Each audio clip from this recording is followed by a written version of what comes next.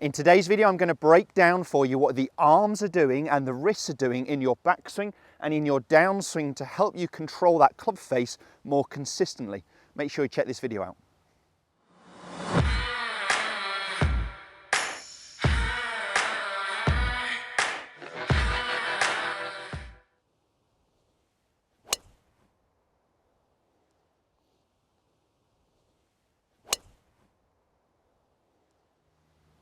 Welcome back to the TruGolf Academy. You've joined me, Jon Watts, today at Branston Golf and Country Club. Today's video, as I mentioned in the intro, is all about your arms and your wrists in your backswing and your downswing. If you're new to my channel, please consider subscribing if you enjoy the content.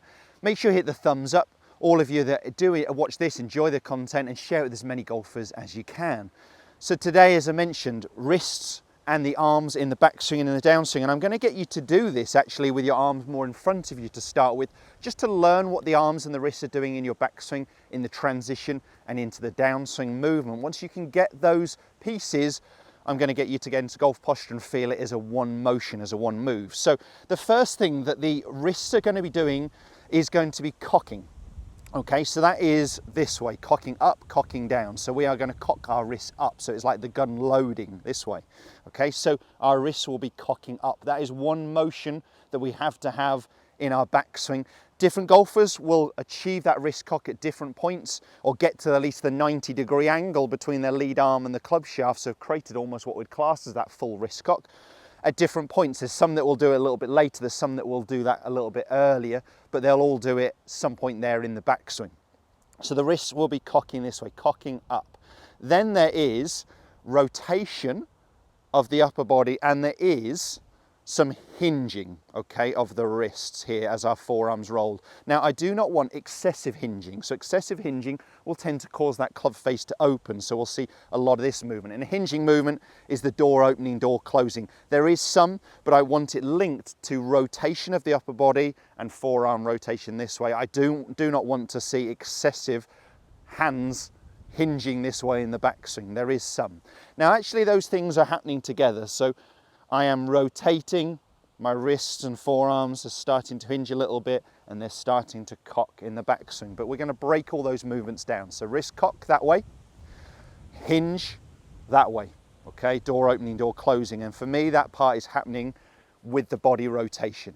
So that takes us to the top of our backswing, that rotation, that hinging, that cocking movement. And I'd like to see a pretty flat neutral lead wrist. Do not want to see a movement where we've got this cut lead wrist this way, okay? Would prefer to see that motion. We call it more of a bowed wrist or the wrist inflection. Flat neutral is kind of where we're generally aiming for. So from that backswing position, what we're trying to do in the transition is actually feel like the lead arm is leading the trail arm. You can see my trail elbow is still bent and I've still got this great throwing angle in my trail wrist. I've still got this angle and I'm holding it till near impact. So that right arm is still bent for me as a right-handed golfer. That trail wrist is in that good throwing position, almost storing that energy to the last split second, like skimming a stone. So that motion, the lead arm is ahead of the trail arm. You can see almost the butt end of the golf club is moving towards the target. My trail arm is bent and I've got that throwing angle in my wrist. Into impact, my trail elbow has to straighten, it has to extend, and we actually want it to reach full extension just post impact. So at impact, it's slightly softened and it's reaching full extension just post impact there. So I can feel that motion of allowing it to extend. Now you can see I'm actually pretty much managing to square that club face. Okay, toe straight up.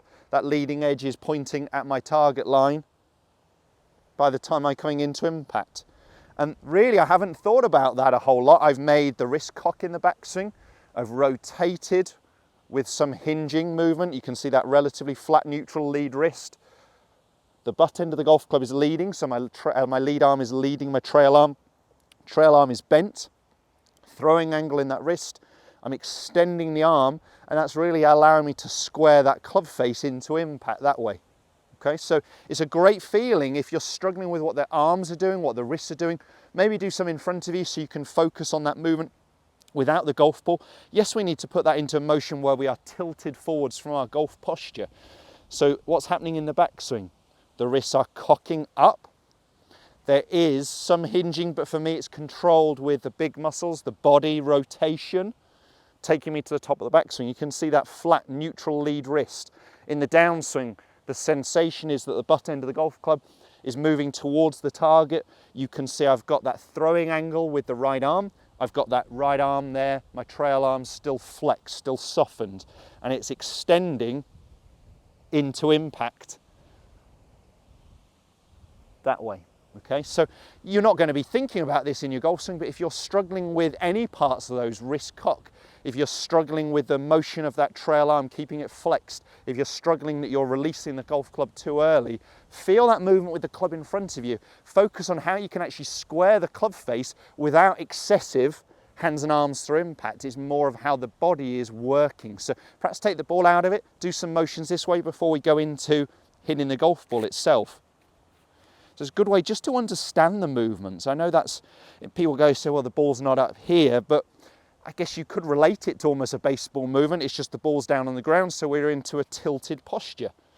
So what I'm going to try and do from here, allowing the wrist to cock in the backswing as I rotate. You can see that flat neutral lead wrist. My lead arm is ahead of my trail arm. I've still got that trail arm flexed. I've still got that throwing angle extending into impact. So I'm just getting that sensation of the arms. That's going to help me square that face.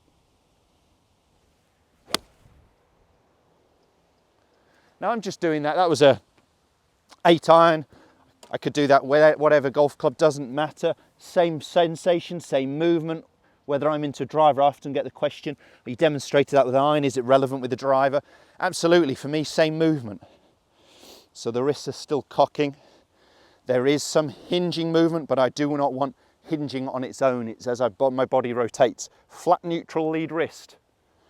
You can see the butt end of the golf club is almost leading, so that helps me create that lag. That club head is further behind my hands, not throwing the club.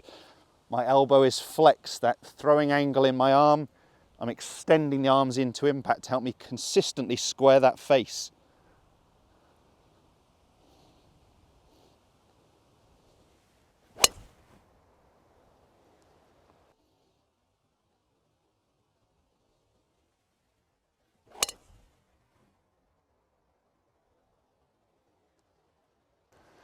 Well, it must work because I've hit 2 fairways. It's a bit easier with the 8 iron than it was with the driver, but both down the middle.